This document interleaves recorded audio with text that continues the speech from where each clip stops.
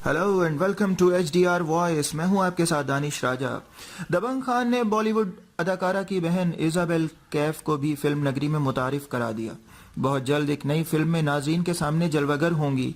कतरीना कैफ के बाद सलमान खान एक और लड़की पर मेहरबान हो गए और ये लड़की कोई और नहीं, उनकी देरीना दोस्त और बॉलीवुड की मारूफ अदाकारा कतरीना कैफ की बहन इजाबेल कैफ हैं, जिसे सलमान खान ने अपनी कोशिशों से फिल्म नगरी में मुतारिफ करा दिया।